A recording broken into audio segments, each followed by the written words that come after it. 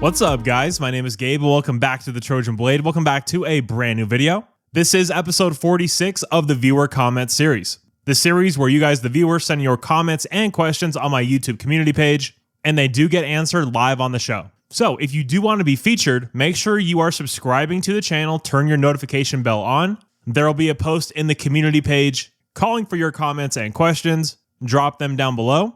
And if yours does not get picked, do not get discouraged. There's going to be hundreds more of these episodes, so keep firing your questions in there, and yours will get picked eventually. But before we go any further, guys, if you are enjoying the videos, please do leave a like and subscribe to the channel if you haven't already. Really appreciate you guys being here. Now let's get into it. Now, one last thing before we actually start the comments. I'm recording this Tuesday, January 20th around 11:30 a.m. Mountain Time. So if there's any news on the DC hire, it hasn't come out yet as of the recording of this video. So if this becomes outdated very quickly, there's just a little context for you. Starting off here from Chef Zay, he asked, what do you rate USC's transfer portal? So that's a hard one to answer. Let's go over and look at the actual incoming guys. So you have Carrington Pierce, the corner from Oklahoma State, Devin Bryant, the linebacker from Washington, Jontez Williams, the corner from Iowa State, Terrell Anderson, the wideout from NC State, Tucker Ashcraft, the Wisconsin tight end, Zariah Fisher, the edge rusher from Penn State, Lachlan Kerrigan, the punter from Memphis, and Alex Van Sumeren, the defensive tackle from Michigan State.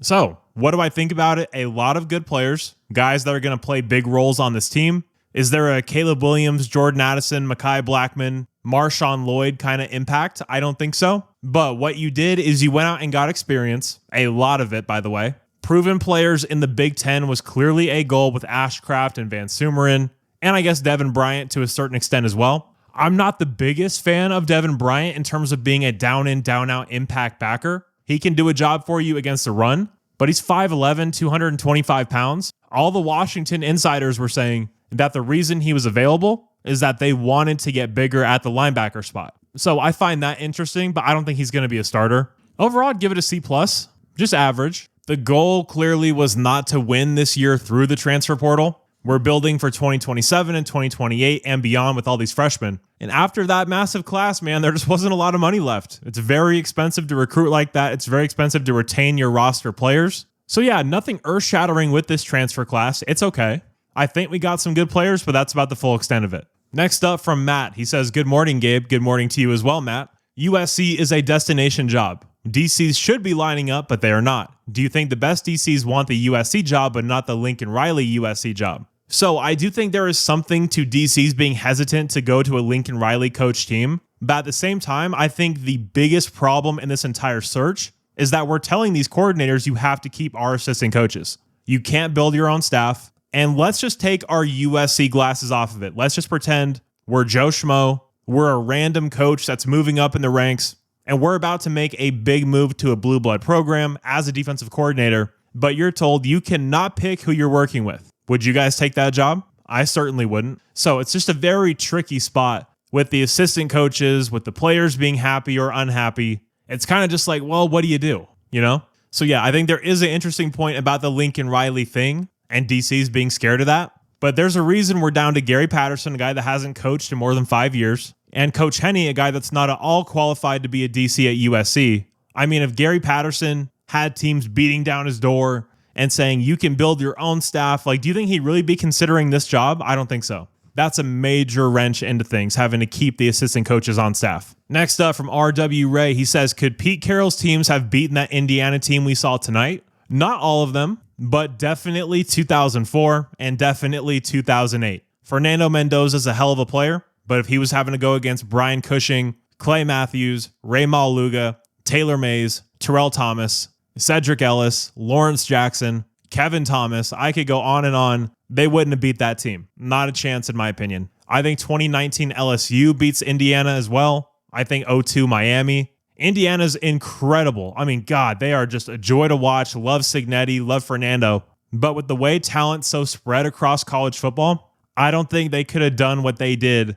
in that era. And just the uber physical style of play that we had back then. Yeah. Honestly, I think 2022 USC offensively, with that O-line and the running backs and a healthy Caleb and a healthy everybody with Addison, I think we easily score 45 plus on Indiana. I really do. Again, love Cignetti, love the Indiana story, love Fernando, but this whole greatest team of all time thing it's completely lacking context, and I think it's just a little completely overblown. Next up from my man Adam Ward. Adam, thank you for being a member. Appreciate you as always. He says, what is your realistic projection for USC next year? We went 9-3 last year, but had an easier schedule. We have a lot of coming back outside of wide receivers, so it feels like we should be a better team. And that's the thing. I feel like we could be a better team and have a similar, if not worse, record. It all depends on what these teams do with reloading. Like Indiana looks like they're going to be an absolute unit next year. But Ohio State, who knows?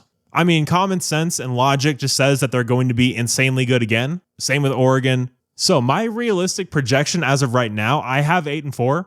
I think we're going to lose to the 3 big boys on the schedule and then drop one we shouldn't. We're going to be so young and so inexperienced with a lot of the key players. We have to pray for a healthy Elijah Page and pray for a healthy Jaden Maiava. But you're absolutely correct. We could be a better team, even significantly better, and have the same exact record. The schedule's just that brutal. Next up from Chris Hansen, he says, do you attribute the Caleb Williams interception in overtime to him or DJ Moore? Man, that one's on DJ Moore. I know I'm biased. I'm clearly biased. And sorry, Ram fans, but I was rooting like hell for Caleb in that game. 100%. And yeah, Caleb called it a miscommunication, but in reality, that was just a very lazy play by DJ Moore, which isn't common with him. That's not the kind of player he is, but yeah, I do not put that one on Caleb at all. Next up from Ian, and I love this question. What is something we should be excited about next year that we aren't thinking about at all? I think there's a number of things. Seeing the young guys. If you take the mindset out of your head that we have to win a national title,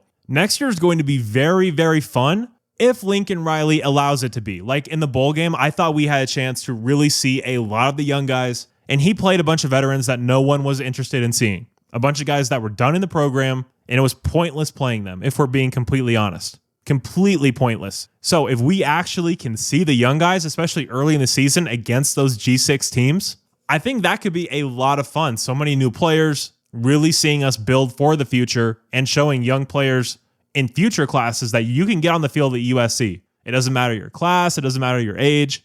You're going to get a fair shot, and I think that would be a ton of fun to see. Also, just look at that schedule. We're going to see some really cool matchups next year. Ohio State, Washington, Oregon, Indiana, Penn State. It's going to be awesome. I mean, super stressful and super difficult, but entirely awesome as well. USC, Ohio State in the Coliseum. Flashback to 2008, 35-3. One of my favorite USC plays of all time, Mark Sanchez to Damian Williams when he split the safeties. Oh man, can't get enough of that. Are we going to see a similar outcome this year? I doubt it'll be that big of a margin either way for either team, but definitely think we have a puncher's chance in that game. So yeah, I'd say young players, fun schedule, and man, I really hope we do something with the uniforms. Bring back the throwbacks full time and bring back the 2014 chrome helmets. Those things are awesome. On the road specifically. I'm not that big of a fan of them with the home combo, but on the road, those are sick. Next up from Luis Ramirez, he says, Gabe, I know you don't agree with Hassan Longstreet's decision, but do you think the reason he transferred was stability?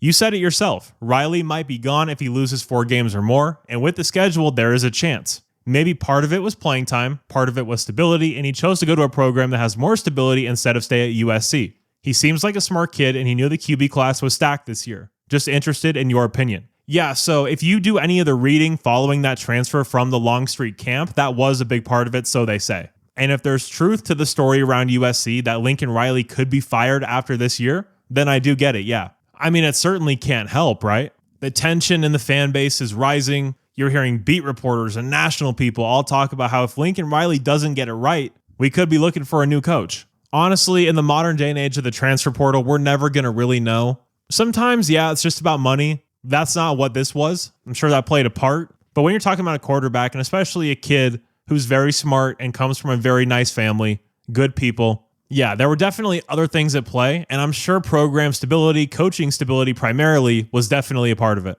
Very interesting point. And to close it out, one more from Ian here. He says, Jaden Maiava needs to be the kind of runner Fernando Mendoza was this year for USC to beat the top teams. Yeah, that's something interesting because we've seen Jaden turn into that runner, and he does a great job of it, like against Nebraska. Extremely physical. But in the bowl game against TCU, when we had to have it, he wouldn't pull the ball and run. And there's been a few games like that, and I don't know why that happens. If it's coaching, if it's just him deciding not to run. He's a good enough runner. He's extremely physical. He's a very large human being. We have to have that in our game. We just do.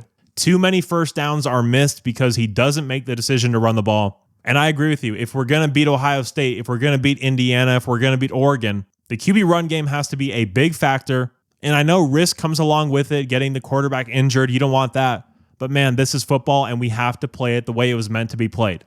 Physical, downhill, and fearless. The Big Ten's a different animal than the Pac-12. These games are extremely physical. They take on a very strange identity. The games go by super fast. Every possession is important. Every first down is important. And we just wasted too many of those opportunities this last year. But guys, that is going to do it for Viewer Comment episode 46. If you did happen to enjoy it, please do leave a like and subscribe to the channel if you haven't already.